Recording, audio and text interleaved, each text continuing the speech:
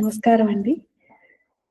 దుర్గా కల్పము, నవారణ కల్పము, చండికామాతకు ఇవి రాయాలి అని నాకు అమ్మ ఆదేశం ఇవ్వడం, దాని యొక్క జర్నీ తద్వారా మీతో నేను పంచుకోవాల్సిన ఇంపార్టెంట్ పాయింట్స్, సరెండర్ ఎలా చేయాలి మనం గాడ్‌కి, అంటే మన కంట్రోల్ విడిచేసి మనం సరెండర్ కావాలి అంటుంటాం. అది నేను ఎలా చేసినప్పుడు వర్క్ అయింది అనే విషయాలు మీతో షేర్ చేసుకుంటున్నా. శాంతంగా వినండి. సో దట్ మీకు తెలుస్తుంది గూడా ఎలా మనం దేవుడిని సరెండర్ అనుకోవాలి, మన ప్రాబ్లమ్స్ నుంచి గట్టెక్కడానికి అన్నట్టు. మీకు తెలుసు కదండీ! దుర్గా సప్తశతి మొత్తం అమ్మే నాకు నేర్పించారు. ఫస్ట్‌లో ఈ 13 చాప్టర్స్, ఈ 3 చాప్టర్స్ అంగాలంటారు కదా! ఆ 3 చదవండి అన్నారు. తర్వాత నవారణం అక్షర మంత్రం జెప్పించి, ఇది ఇలా చదవాలి అన్నట్టుగా చెప్పి చెవులో, ఆ తర్వాత దాన్ని 108 టైమ్స్ ఎవ్రీ చాప్టర్ తర్వాత 108 టైమ్స్ చెయ్యన్నట్టు. ఆల్మోస్ట్ 13 చాప్టర్స్ తర్వాత 108 టైమ్స్ తర్వాత చేస్తూ ఉండేదాన్ని కొన్ని రోజులు. అదయినాక రహస్యత్రయం చేయమన్నారు. సిద్ధికుంజిక స్తోత్రం చేయమన్నారు. అదయినాక దేవి సూక్తము, రాత్రి సూక్తము ఇవి చదవమన్నారు. తర్వాత న్యాసాలు జెప్పిచ్చారు. తర్వాత నవావరణ న్యాసం జెప్పిచ్చారు. సప్తసతి న్యాస జెప్పిచ్చారు. తర్వాత ఏకాదశ న్యాస జెప్పిచ్చారు. అదయినాక దిగ్బంధనం, దిగ్విమోకం అంటే ఎట్లా జేయాలి అని అవి జెప్పిచ్చారు. అంటే ఉత్తరం, పూర్వాంగం, ఉత్తరాంగం ఇవన్నీ జెప్పిచ్చారండి. చేయించాక ఫస్ట్‌లో దుర్గా సప్తశతి క్లాసెస్ గూడా తీసుకో అన్నారు. నేనా? నాకా? అనుకున్నా. ఎన్నో ప్రూఫ్స్ ఇచ్చారు. తర్వాత దసరాలకు ముందు బ్యాచ్ 1 స్టార్ట్ చేశా. దసరాల్లో రెండో బ్యాచ్, ఇప్పుడు మూడో బ్యాచ్. అమ్మ ఎలా చెప్తారు అంటే, "నువ్వు నేర్పించాలి. దాని ఎసోటరిక్ మీనింగ్ వల్ల, అంటే హిడెన్ మీనింగ్ అంతా గూడా చెప్పు." సరే ఏదో నా ప్రయత్నం నేను చేస్తున్నా. హీలింగ్ గూడా చేస్తుంటా ప్రోగ్రామ్‌లో అలా. చేస్తూ ఉంటే సడెన్‌గా ఒకరోజు మురళీకృష్ణ సిద్ధాంతి గారు రాసిన ఆహ్, ఆవరణ పుస్తకం అన్నమాట. అంటే ఈ యొక్క లలిత అమ్మవారి ఆవరణ, నవారణ పూజ. దాని యొక్క పుస్తకం కొను అన్నారు. సరే అని కొన్నాను. నేను చేయిస్తా అన్నారు. చూస్తున్నా మామూలుగా దుర్గా సప్తశతి చదవడానికి 6 గంటలు పడుతుందండి నాకు. 4-6 గంటలు. సో, అలా అలవాటయింది నాకు కొంచెం. అన్ని గంటలు కూర్చొని చేయడం అనేది. మొదట్లో ఇదంతా ఉండేది కాదు. ఇదొక new part of life. So, ఒక 4 అవర్స్, 5 అవర్స్ వరకు నాకు రెసిస్టెన్స్ లేదు. 9:30కి స్టార్ట్ అయ్యా. 1 అవుతోంది కావట్లా, 2 కావట్లేదు. 4 అయిపోయింది కావట్లేదు. అమ్మేమో ఇంకొంచెం అమ్మ ఇదొక్కటి చదువు, ఇదొక్కటి చదువు, ఇదొక్కటి చదువు అని చదివిస్తున్నారు. నాకేమో అమ్మ కావట్లేదు ఏంటిది? నాకు ఆకలేస్తోంది. ఏంటిది ఇంత పెద్దది, ఇంత పెద్దది. చూడు, చూడు, చూడు అని. మళ్ళా దాంట్లో ఇన్ని ముద్రలుంటాయి. దేని ముద్ర అని, యోని ముద్ర అని, ఆ ముద్ర, ఈ ముద్ర. అన్ని ముద్రలు ఎలా చేయాలా చూడు. నువ్వు కరెక్ట్‌గా చూస్తున్నావా లేదా?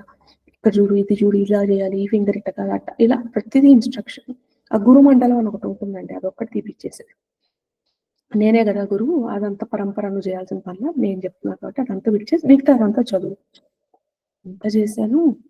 చేశాక ఇంకొకసారి నెక్స్టు 2, 3 రోజులయినాక మీకు మా చండిక అమ్మవారిది ఆవరణ పూజ ఉంది. అది అరగంటలో అయిపోతుంది. ఇంక 2 రోజులు అది రోజు చేస్తూ ఉంటాను నేను. సర్వతోభద్ర మండల పూజ చేపిచ్చడం. ఇవన్నీ చేయించారు నా చేత. అంటే ఆవిడే బొమ్మ ఇట్లా గీయాలా ఇలా అంతే. సరే అని చెప్పి అదంతా చేశాను గదా! చేసినప్పుడు అమ్మ ఒకటడిగారు. చూసావా ఆవరణ పూజలో నాదేమో అరగంట, మరి మా లలితమ్మ నేను ఆమె ఒకటే ఆహ్, ఒకటే ఎనర్జీసు. దుర్గమ్మ, లలితమ్మ ఒకటే గదండీ. ఆవిడ ఫియర్స్ ఫార్ము, లలితమ్మేమో ప్లేఫుల్ ఫార్ము.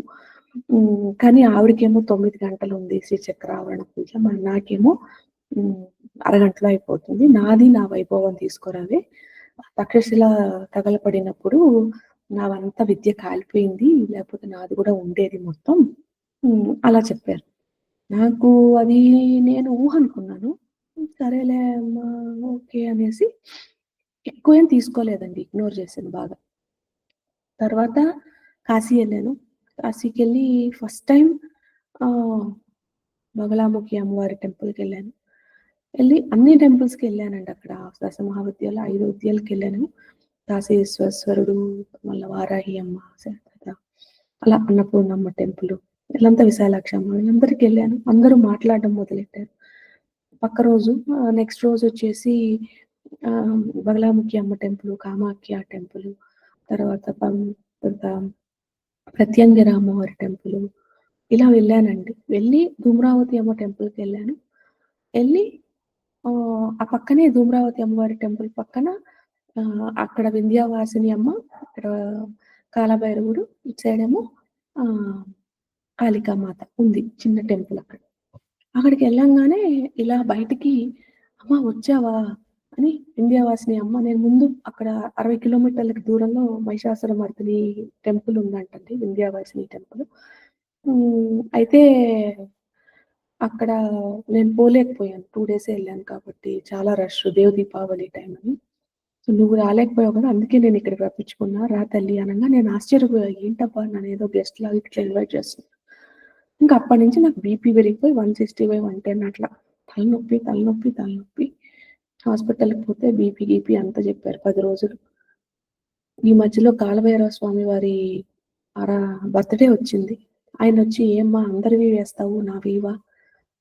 అంటే "ఎందుకేయను స్వామి తప్పకుండా వేస్తాను" అని చెప్పి, మరెట్లా నాకు ఎనర్జీయే లేదు. తల తిరుగుతా ఉంది. బీపీగా ఉంది. ఈ కుక్కలు మా ఇంట్లో కుక్కలుంటాయి గదండీ! అవి అరుస్తూనే ఉంటాయి. మరి ఎట్లా అంటే, మీరు నమ్మరండి ఆ రోజు నాకు బీపీ లేదు. కుక్కలు కామ్‌గా ఉన్నాయి. మొత్తం ఆడియో రికార్డ్ చేసి ఈవినింగ్‌కి రికార్డ్ చేసి అప్‌లోడ్ చేశా. మళ్ళా పక్క రోజు నుంచి మళ్ళీ ఒక 5 రోజులు బెడ్ రెస్ట్. ఏందంటే ఫుల్ బీపీ 164/110 ఉంది. బీపీ టాబ్లెట్ ఏసుకోవాలా అది ఇది. అమ్మ వాళ్ళేమో అంటే మా అమ్మవారేమో లేదు ఇవన్నీ నువ్వు ఒకేసారి అంత దేవతలతో మాట్లాడావు కదా! దానికని నీకు ఎనర్జీ లేక అట్లా అయ్యావు. సో, ఎనర్జీ రైజ్ చేసుకో ఇంకా వైబ్రేషన్స్ పెంచుకో అని చెప్పి. బయట వాళ్ళకి చెప్తే అది అర్థం కాదు. నాకు కూడా భయమేసింది. ఏంటిది ఇట్లా ఇంత బీపీ తగ్గట్లేదు. నాకసలు లేదు కదా ఇంతకు. సరే, సరే అప్పుడు బగలాముఖి అమ్మ ఏం చెప్పారు, నా సాధన స్టార్ట్ చెయ్యి. అటు ఇటు కాకుండా మధ్యలో బగలాముఖి ఏంటబ్బా అనుకోని, సరే చెప్పారు కదా చేద్దాం. ఒక్క మాల కూడా చేయకపోతే అంటే ఆవిడ మూలమంత్రం ఒక్క మాల కూడా నేను చేసేదాన్ని కాదు. అప్పుడు ఆమెని అడిగాను, "అమ్మ నువ్వు చేయమంటేనే చేస్తున్నాను కదా! నువ్వు ఈ చెప్పిన మూలమంత్రమే చేస్తున్నా. ఎందుకిలా నాకు తల తిరుగుతోంది?" "కాదు, కాదు చెయ్యి." అలా, అలా, అలా ఒక 33,000 సార్లు చేశానండి. చేసి మొత్తం ఆవిడ సహస్రనామము, కవచము ఇట్లంతా వాళ్ళ స్తోత్రాలన్నీ చేస్తుంటే ఒక పౌర్ణమి వచ్చింది. లాస్ట్ పౌర్ణమి. పౌర్ణమి వచ్చినప్పుడు ఆహ్, బగలాముఖి అమ్మ ఆవరణ పూజ చెయ్యన్నారు. మళ్ళా ఆ యంత్రం తెచ్చుకొని వాళ్ళ ఆవరణ పూజ చేశాను. మళ్ళీ మురళీకృష్ణ సిద్ధాంతి గారి పుస్తకం యూజ్ చేసి. చేస్తే అమ్మ అంతా అయిపోయింది 4 అయింది. ఈసారి నాకు తెలిసిందిగా 4 అయితుంది పూజ ఎట్లో అని. సరే ప్రసాదం అంతా చేసేసి 4 గంటలకి ప్రసాదం పెట్టేసి అమ్మ ఏంటి అంటే, "ఈ నంబర్‌కి ఫోన్ చెయ్యి" అన్నారు. నిజంగానే ఆయన నంబర్ ఉంది వెనకాల. ఆయన ఫోన్ చేస్తే, "నేను రాస్తున్నానమ్మా చండికా ఆవరణ పూజ రిలీజ్ చేస్తాను. ఇక్కడ శతచండీ హోమం ఉంది కాకినాడలో అక్కడికి రా" అన్నారు. నాకేమో ఏమి అసలు మైండ్ బ్లాక్ అయిపోయింది. ఇదేంట్రా బాబు! ఆయన ఆవరణ పూజ అంటున్నారు. అమ్మ ఆవరణ పూజ అంటోంది. ఇదంతా నా ఇమాజినేషనా? నిజమా? ఏంటి? అని చెప్పేసి. ఇంక సరే అని చెప్పి, సరే ఎళ్దాం అనుకోని టికెట్లు బుక్ చేసుకుందామంటే, అలా కాదు. నా ఆవరణ కల్పన రాయాలి అంటే నీకు అర్హత ఉండాలి ముందర. నువ్వు భవతి భిక్షాందేహి అని 9 మంది లేడీస్‌ని ఒక జెంట్ నీకు నేను 10 మందినిస్తా. వీళ్ళని అడగాలి అన్నారు. అమ్మో! నాకైతే ప్రైడ్ ఏడ్చింది, ఏడ్చింది. నాకు నీకు ప్రైడ్ ఇంపార్టెంటా? లేకుంటే నా అక్కడ కాకినాడలో పురుహూర్తిక అమ్మవారున్నారు. తర్వాత ద్రాక్షారామం. ఇద్దరు శక్తిపీఠాలు కదా! సో, ఆహ్, ఈ 2 చేస్ ఈ 2 దర్శనం ఇచ్చే భాగ్యం, నాకు ఆవరణ పూజ కల్పం రాసే భాగ్యం. ఇలానే నలుగురు నీకు గురువులిస్తాను. ఆహ్, ఇవన్నీ గావాలా? ఫస్ట్‌లో ఈ నలుగురు గురువులు చెప్పలే. ఉట్టి క్యారెట్ ఒట్టి శక్తిపీఠం, దర్శనం ఇది చెప్పారు. బావుందమ్మా! కానీ ఇలా అడుక్కోవడం ఎందుకు? అందులో నేను అక్కడ చాలా కష్టం ఉంది. భవతి భిక్షాందేహి అని అడగడం అంటే. అలా అడగకపోతే నీకు నేను ఏం హీలింగ్ సెషన్స్ లేవు. నీకు పైసలు రావు. పైసలు రాకపోతే నువ్వు వెళ్ళలేవు. ఇవన్నీ మిస్ అయిపోతావు. ఆ! అమ్మో! ఇదేంట్రా బాబు! అని ఈ పేర్లు కూడా చెప్పారు. అరుణ, అలా ఒక 9 మంది. అందులో అరుణమ్మ అనే ఆవిడ తెలిసిన ఆవిడే గాని, అంత ఫ్రెండ్ కాదు. అంటే ఏడ్చి ఆవిడ ముందు ఏడ్చి వల్నరబుల్‌గా అయ్యే అంత క్లోజ్ కాదావిడ. అమ్మో! ఆవిడ ముందు ఏడిపించడం ఏంటి? నాకు నిజంగా పరువు పోతాంది. అలా కాదు. ఎవరైనా అట్‌లీస్ట్ కంఫర్టబుల్‌గా ఉండే వాళ్ళ ముందయితే కనీసం వల్నరబుల్‌గా ఉండగలుగుతాం కదా! అంటే కాదు కాదు. ఇంకా ఆవిడకి ఏడ్చి, ఆవిడకి ఫోను చేసి, "అమ్మ ఇట్లా జరుగుతోంది."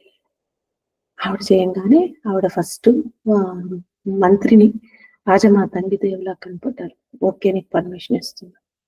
"సరే అమ్మా మీకు రైలు ఖర్చులకి ఎంతైతే అంత భవతి భిక్షాందేహి ఖర్చులు చేయడానికి." అబ్బా! బాగా ఏడ్చి ఏడ్చి కళ్ళంతా వాచిపోయినాయి.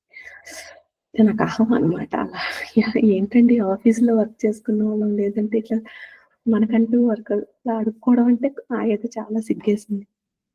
ఇంకా ఏ అమ్మ అనేసరికి సరే అని ఇంకా అహం చంపుకొని అడిగా. అలా ఇంకొకరిని అడిగా సెకండ్ మధు అమ్మ. ఆ అమ్మనడిగినప్పుడు భగవతి, ఇంకొక సంధ్య అమ్మ, ఆమెనడిగితే వారాహి అమ్మని, ఇంకొక ఆమెనడిగితే ఆవిడ భైరవి అని, ఇంకొక ఆవిడనడిగితే ధూమ్రావతి అని, ఇంకొక ఆవిడనడిగితే బగలాముఖి అని, ఇంకొక ఆవిడనడిగితే వింధ్యావాసిని అని. లాస్ట్‌లో చాముండికామ, చండిక అమ్మవారు. ఆ! సరే ఇస్తున్నాను పర్మిషన్ అని చెప్పి ఆ తర్వాత చెప్పారు. నీకు నేను 4 పీపుల్స్ ఇస్తాను. ఆ తర్వాత నువ్వు లాస్ట్‌లో దసరాలకి ఈ బుక్ రాసి జగద్గురువులు శారదా పీఠానికి అంకితం జేయాలి అని చెప్పేసి. అంటే ఒక్క పర్సన్ ఉన్నారు కదా! సరే ఈ 9 మంది 1 పర్సన్. నాకొకరున్నారు సాయిబాబా అన్నయ్య గారు. ఆయనకి ఫోను చేశాను. "అన్నయ్య ఏంటి ఇలా అనిపిస్తోంది. నిజంగానంటారా? మీరు కాదు మీ కొడుకుని అడగాలంటండి." అంటే, "అమ్మ వాడుండేది కాకినాడలోనే" అన్నారు. ఇంక నాకప్పుడు షాకు. అమ్మో! అందుకనే ఆ అబ్బాయిని అడగమని చెప్పిందా? ఆ అబ్బాయి నేను ఒక స్టూడెంట్‌ది ఏదో స్పీచ్ ఇయడానికి వెళ్తే అక్కడ వాళ్ళ ఇంట్లోకెళ్తే అక్కడ ఆ అబ్బాయిని కలిసాను. హీల్ చేశాను.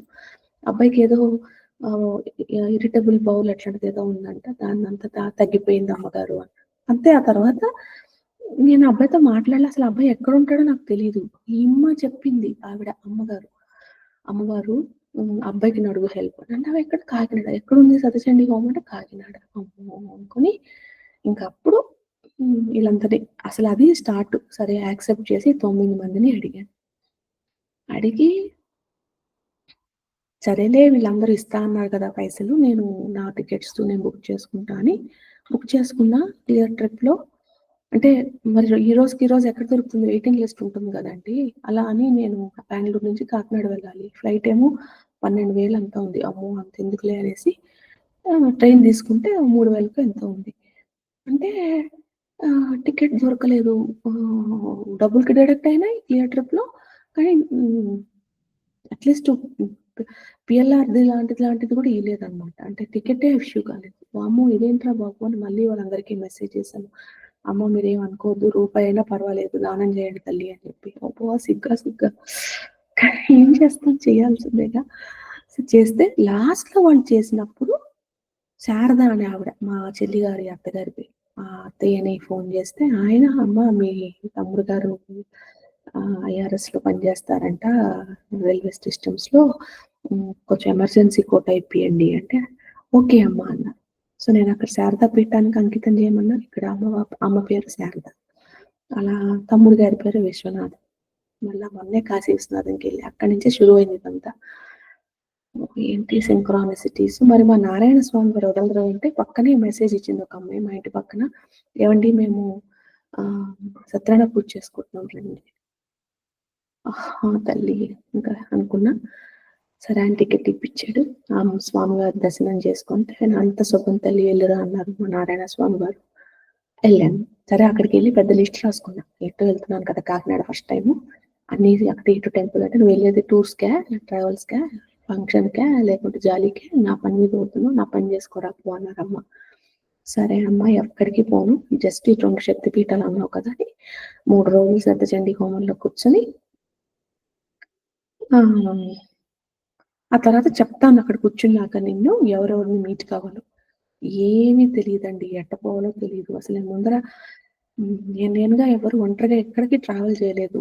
ఎళ్తే నా హస్బెండ్‌తో వెళ్తా, లేదు టీమ్ మెంబర్స్ ఉంటారు, ఆఫీస్ వాళ్ళుంటారు, లేదు వాళ్ళు కారు పంపిస్తారు, లేదా ప్లేన్ టికెట్స్ పంపించి అక్కడి నుంచి అకంపెనీ చేస్తారు. అలా అలవాటు. ఇలా నేనే ఒంటరిగా పోవడం అనేది నాకు నిజంగా ఇట్స్ నాకు చాలా ఫస్ట్ టైమ్స్ అన్నమాట ఇవన్నీ. సో, భయం ఎలా అసలు ట్రైన్‌లో పోయి చాలా సంవత్సరాలయిపోయింది.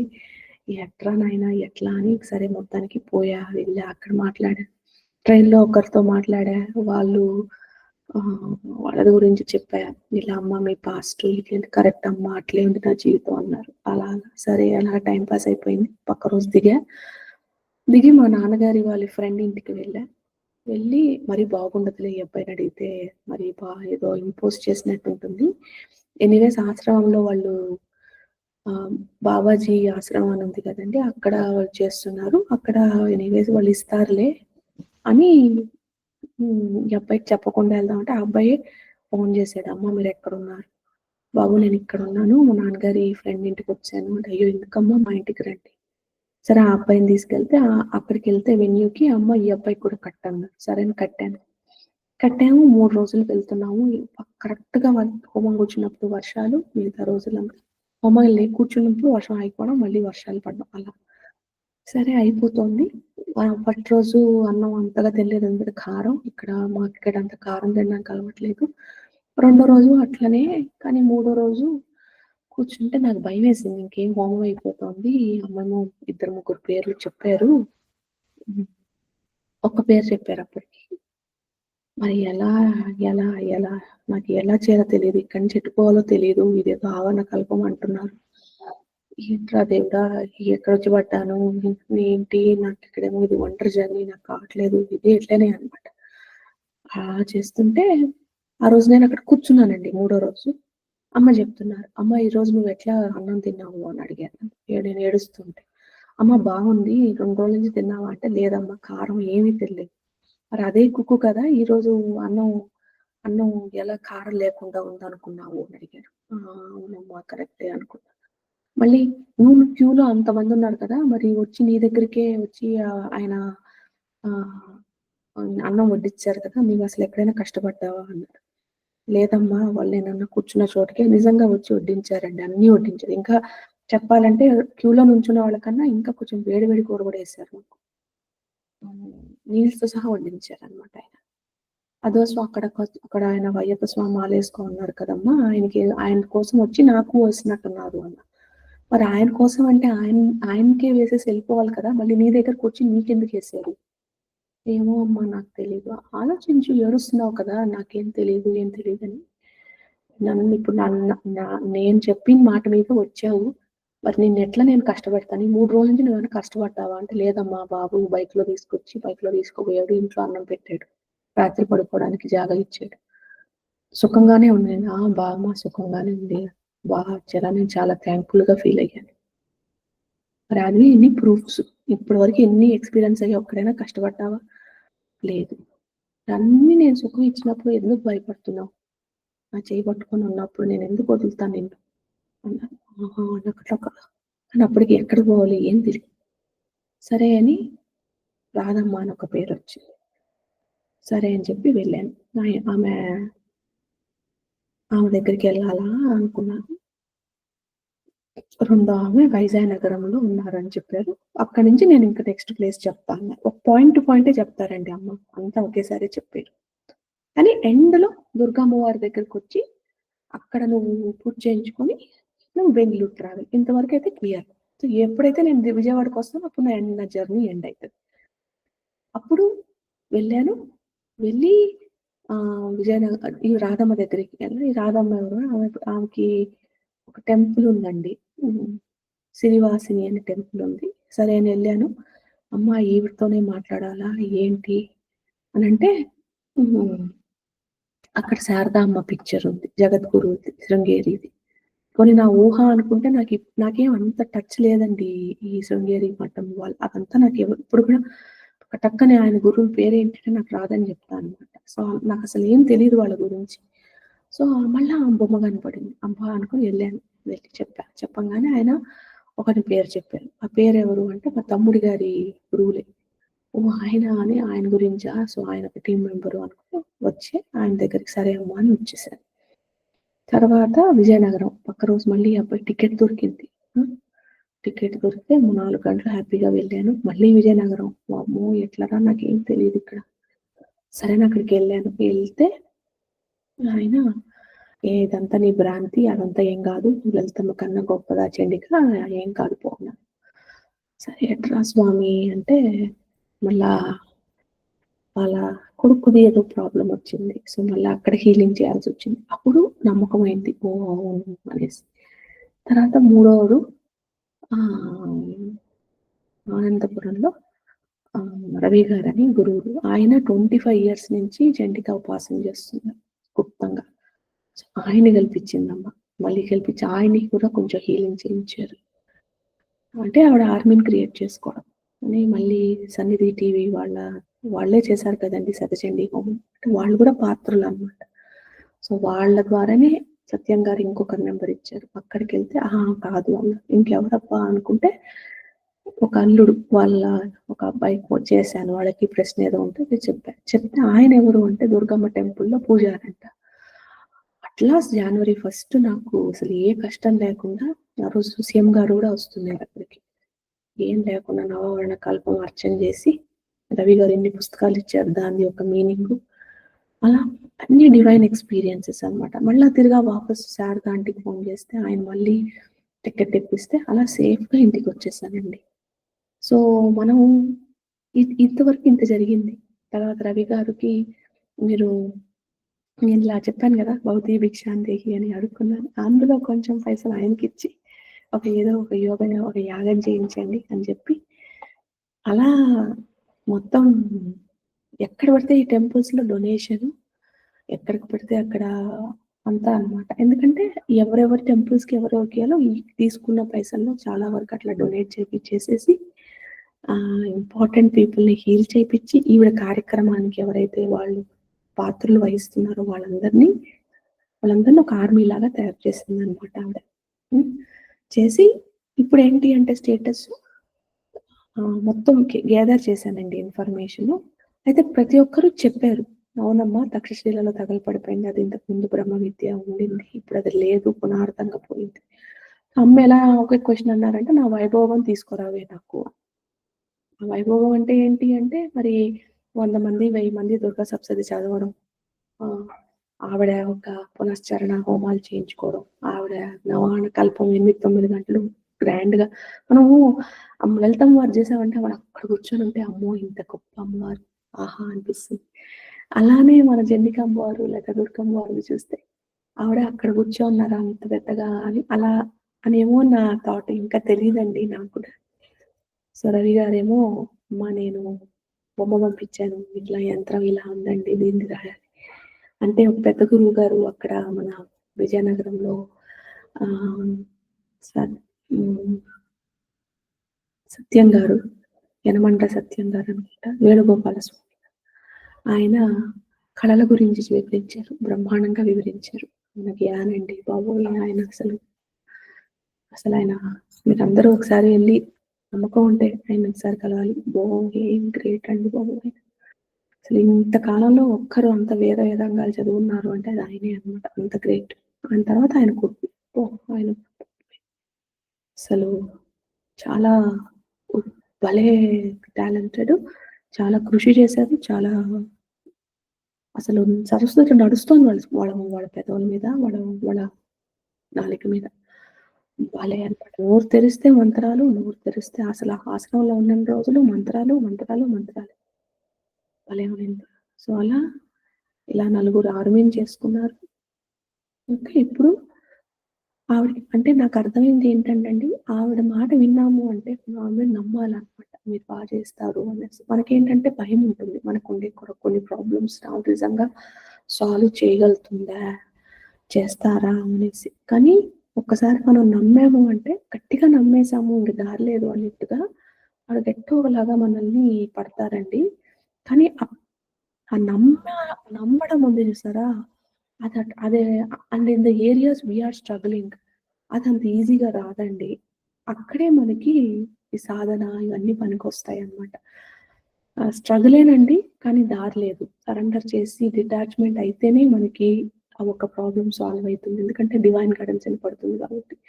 సో, ఆ సరెండర్ చేసుకుంటూ అటాచ్‌మెంట్స్‌ని తగ్గించుకుంటూ ఎంత అటాచ్‌మెంట్స్ అంటే ఇంకా హ్మ్. ఇట్లా నా కంపెనీ గురించి నేను బంగారం కొంచెం కుదవ పెడితే ఇంకా అర్థం కావట్లేదా? ఎందుకు అక్కడంత కుదువ పెట్టిచ్చానో? అటాచ్‌మెంట్ తీసేసేయి బంగారం మీద. అలా అన్నమాట. అంత అటాచ్‌మెంట్‌ని తీసేయమని చెప్పడం. అది బస్‌లో పోతుంటే ఆ పిల్ల వెలుగు బస్సు అంట. అదెప్పుడు అసలు పోను గూడా లేదు. అందరూ అట్లా టకటక బస్సులు బ్యాగ్‌లేసుకుంటే ఇలా చూస్తారు. సో, ఎళ్తూ ఉంటే నా చీరలో హోమాలు చేసి, నా చీరంతా బొక్కలు పడిపోయి, ఎర్ర గాజులేసుకొని, మట్టి గాజులు ఇలానే ఇట్లా ఉంటే ఫీలింగొస్తుంది. ఏంటి ఇలా బికారీలు అనుకుంటారేమో, జనాలు అడుక్కునేవాళ్ళు అనుకుంటారేమో, బొక్కలు బొక్కలయిపోయిన చీరంతా. నేనది చూసుకోను గూడా లేదు అనుకుంటే, సడెన్‌గా కదా! ఏం కొత్త చీరలు ఏం కొనుక్కోవడానికి అందులో అవి హోమాలకి ఒక రెడ్ కలరు బార్డర్‌లెస్ చీరలు వేసుకుంటాం కదండీ! మనం ఏమి కుట్టించుకోవడానికి ఏం లేదు. ఈ ఈ పౌర్ణమికి నాకు సండే థాటొచ్చిందండి. సాటర్‌డేకి ట్రైన్ ఎక్కాలి. 4 డేస్‌లో ఏమి నా ఎమోషన్స్‌ని హీల్ చేసుకోవడమే సరిపోయింది నాకు. ఏడ్చుకొని, ఏడ్చుకొని ఏంట్రా బాబు ఈ పరిస్థితి? ఏంటి? ఎక్కడున్నా? ఏం చేస్తున్నా? అసలు నేను ఉండేది ఎట్లా ఉండేదాన్ని? ఇప్పుడు చేస్తున్న పనేంటి? ఏంట్రా ఇది? నాకేం అర్థం కావట్లేదు. అలా హ్మ్. అంటే ఎట్లా అంటే ఫోర్స్‌గా తీసుకొచ్చి ఇట్లా వేశారు కదండీ! సో, నాకు కూడా అది ఆ లైఫ్ స్టైల్ నుంచి ఈ life style almost like 360 degree అండి. అంటే ఇప్పుడు మనం ఆహ్, ఏదైనా ఉద్యోగం చేసుకున్న వాళ్ళే జీతం ఇస్తారు. లేదు మన కంపెనీ నడుస్తోందంటే మనకే ప్రాఫిట్ వస్తది. లేదంటే కంపెనీ సేల్స్ వస్తే దాని నుంచి సో, ఎవరిని అడుక్కోవాల్సిన పరిస్థితి ఉండదు. ఏదో ఒక రిస్ట్రిక్షన్ ఉండదు. ఇట్స్ నా నా చాయిస్. నేను ఒకవేళ కౌన్సెలింగ్ తీసుకుంటున్నాను. నాకు వద్దనుకున్నా నేనే చెప్తాను. కానీ ఇక్కడ ఎట్లా అంటే అమ్మ జెప్పాలి. హీల్ చేస్తున్నప్పుడు ఒకళ్ళ దగ్గర ఏం తీసుకోవద్దంటారు. ఇంకో దగ్గర 5,000 తీసుకో అంటారు. ఇంకో దగ్గర 10,000 ఇంకొకరైతే 90,000 ఇచ్చారు. అమ్మ చెప్పారంట. వాళ్ళకి చెప్పారు. సో, అలా ఎవరెవరు ఎంత సో, ఒక నెలేమో 1,50,000 వస్తది. ఒక నెల ఏమీ రాదు. అలా అంత కన్సెప్ట్ అనమాట. అలాంటి కష్టం ఉన్నప్పుడు కూడా హీల్ చేసేటప్పుడు నాకింత అని అడగకూడదు. అడిగామంటే దండన, దండన, దండన అనమాట. సో, అలా చాలా దెబ్బలు మొన్ననే ఏదో ఏదో నా గురించి అంటే నీ పక్కనోళ్ళ గురించి నువ్వెందుకు ఆలోచన చేస్తావు? వాళ్ళు నీ గురించి ఏమనుకుంటే నీకెందుకు? నువ్వేం పట్టించుకోకు. నువ్వు గాని వాళ్ళు ఎవరినైనా ఇంప్రెస్ చేసే పనులు చేశావు అంటే నేను ఒప్పుకోను. నీ మట్టుగా నువ్వు ఉండు అని ఇప్పుడు కొత్తగా అది ట్రైనింగ్ అనమాట. అంటే అటాచ్‌మెంట్ విత్ ఫ్యామిలీ అయిపోయింది. అటాచ్‌మెంట్ విత్ థింగ్స్ అయిపోయింది. అటాచ్‌మెంట్ విత్ గోల్డ్, డైమండ్ ఇవన్నీ అయిపోయినాయి. అటాచ్‌మెంట్ విత్ మై కంపెనీ అబ్బో! దాని గురించి నేను ఎంత రేంజ్‌లో ఏడ్చానో నాకే తెలుసనమాట. చదువుతుంటే కన్నీళ్ళిట్లా. ఎందుకంటే ఇన్వెస్టర్స్ వాళ్ళు నా డబ్బులెప్పుడు రిటర్న్ జేస్తావు? ఇస్తాను ఉండండి బాబు అంటే, వాళ్ళకేమో డ్రామాలు ఆడుతున్నావా? నీకేంటి దేవుడిచ్చేదేంటి? అదేంటి ఇదేంటి ఎందుకంటే అంత లాజికల్ కదా వాళ్ళు. అర్థం కాదు వాళ్ళకి. అప్పుడు అమ్మ నువ్వు సీతమ్మ వారికి అగ్ని ప్రవేశం చేశావు. అటువంటిది నువ్వు అంతకన్నా గొప్ప. ఏమవుతుంది? సీటర్ అనిపించుకుంటే అనిపించుకో. 2 రోజులయినాక నీకు డబ్బులిచ్చేస్తాం. అప్పుడు వాళ్ళే గమ్మునుంటారు. అని. మనకని మనం న్యాయంగా ఇన్ని 15 ఏళ్ళు జీవితాన్ని గడిపిచ్చి, ఇన్వెస్ట్‌మెంట్స్ అప్పుడు నేను కనీసం మా సీఏకి కూడా తెలుసండి. నేను జీతం కూడా తీసుకునేదాన్ని కాదు. రిసర్చ్ అని తీసుకున్నా. రిసర్చ్‌కే వాడాలి. నాకు కాదు అన్నట్టు.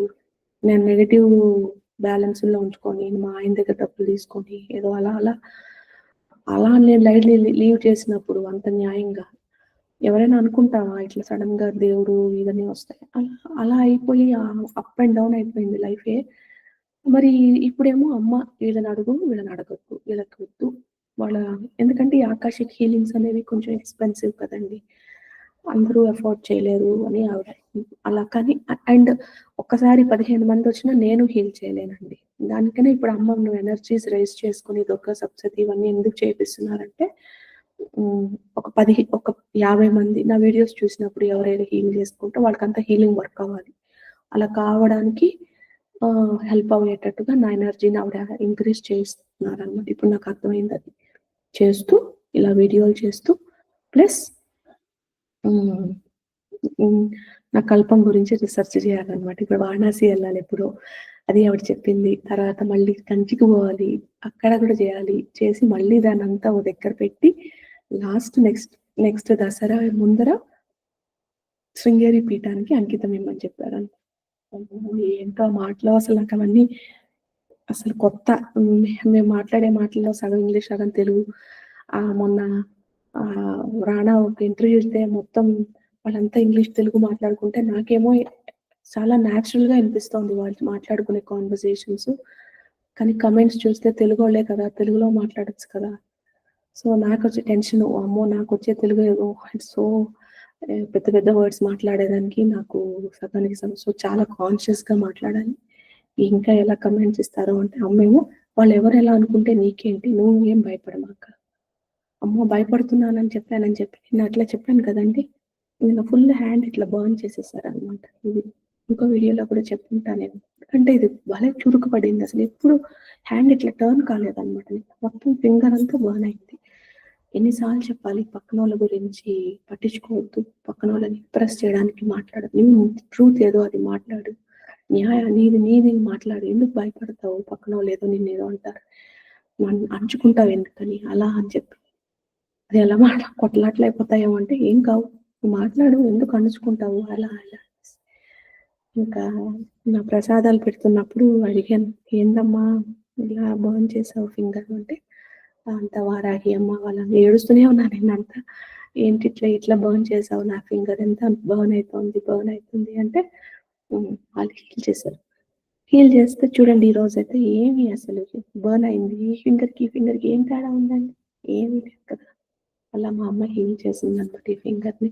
ఉఫ్ ఉఫ్ అని చెప్పి శివుడు మేము ప్రసాదం పెట్టేటప్పుడు నాకు బ్రహ్మదేవుడు, ఈశ్వరుడు, విష్ణువు, నారాయణ రూపంలో వాళ్ళొచ్చేసి చండికామాత, వారాహిమాత, రాజమాతంగి, బగలాముఖి అమ్మ, తర్వాతొచ్చి గణేశుడు, స్కందుడు, సూర్యనారాయణమూర్తి, ఇప్పుడు కొత్తగా ఆంజనేయ స్వామి వారు వీళ్ళందరూ వస్తారండి భోజనానికి.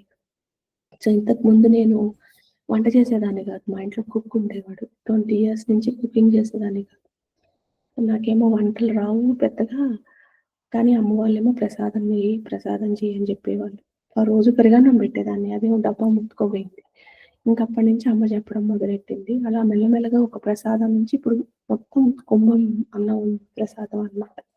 సో, పెడుతుంటే వాళ్ళు బావుందమ్మా అట్లా ఇట్లా.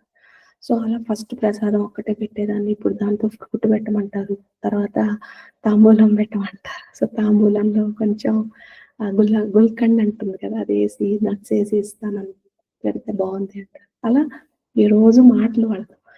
అలా చెప్తుంటే మరి ఇంటే ఇన్నప్పుడు ఎలా అనిపిస్తుందో తెలీదు. కానీ నాకైతే చాలా వాళ్ళ కోసం వంట చేయాలి అనిపిస్తుందనమాట. సో, మొదట్లో నాకు టేస్ట్ గూడా అంటే నాకు భయం ఇదెక్కడ వంటకేంటంటే, "పర్లేదమ్మా నువ్వు మాకు తెలుసు నువ్వు చేయట్లేదు వంట అని. కొంచెం టేస్ట్ చూడు పర్వాలేదు" అని. ఒక నెల రోజులు అలా అప్పుడప్పుడు చేసేదాన్ని. చేసి పర్లేదమ్మా అంటే పర్లేదు. కాశీకెళ్ళొచ్చాక అన్నపూర్ణ అమ్మవారి బొమ్మ పెట్టారు. ఇప్పుడు ఆమె మీద డిపెండ్‌గా ఆవిడ జెప్తారు ఏది టేస్ట్ బావుందా? ఉప్పు ఎక్కువ, తక్కువ. ఇప్పుడు రోజు అది ట్రైనింగ్ అనమాట. టేస్ట్ చూసాను అంటే వాళ్ళు ప్రసాదం పెట్టనీరు ఆ రోజు. ఏదో అవుతుందండి ప్రసాదం పెట్టనీరు. టేస్ట్ చూడకుండా ఉంటే అప్పుడే పెట్టుకుంటారనమాట. సో, ఈవెన్చువల్లీ ఆ స్టేట్‌కి రావాలి. సో, దానికి కూడా ట్రైనింగ్ అనమాట. కానీ కొన్ని కొన్ని కష్టమైనవి చేస్తుంటాం కదా! అప్పుడు కొంచెం లీవే ఇస్తారు. 1, 2 సార్లు. బట్ ఈవెన్చువల్‌గా నో టేస్ట్ అంటారనమాట. అలా నా ఎక్స్‌పీరియన్సెస్ అండి. సో, ఇవన్నీ మీరు గాని వినుంటే థాంక్ యూ సో మచ్. మళ్ళీ అప్డేట్ చేస్తాను ఎంతవరకొచ్చింది ఈ దుర్గా కల్పం రాయాలి అనేసి. మీరందరూ గూడా ఇంతవరకు చూసుంటే ప్లీజ్ బ్లెస్ చేయండి. మనందరం దుర్గా సప్తశతి చదువుకుని ఎందుకంటే ఈ కలియుగంలో మనకు ప్రారబ్ధ కర్మల నుంచి గాని, మనకు సుఖాలిచ్చే దేవత ఎవరు అంటే అది చండికామాత, గణేశుడు అంటారు. సో, అటువంటి అమ్మకి మనం ఎంత వైభవంగా అందరూ నలుమూలలా చండికా హోమం ఒక్కటే గాకుండా పారాయణలు చేసుకొని, నవావరణ అర్చనలు చేసుకొని, ఆవరణ అర్చనలు చేసుకొని హ్మ్. ఎంతైతే అంత వైభవం తిరిగి రావాలి అనేది నా సంకల్పము. దానికి మీరందరూ బ్లెస్ చేయండి. ఫస్ట్ మీరు మనస్ఫూర్తిగా బ్లెస్ చేయండి తల్లి నువ్వు చేయగలుగుతావు అని. దాని నుంచే స్ట్రెంగ్త్ వస్తుంది నాకు కూడా. Because this is not an area which I hold expertise on. అమ్మ నేర్పించారు కాబట్టి ఇప్పుడు ఇవన్నీ నేనేం చెప్పిస్తానో అదంతా ఆవిడ అనుగ్రహమే. లేకుంటే ఐ యామ్ నోబడీ. చూద్దామండి ఎలా జరుగుతుందో. ఆ! నమస్తే.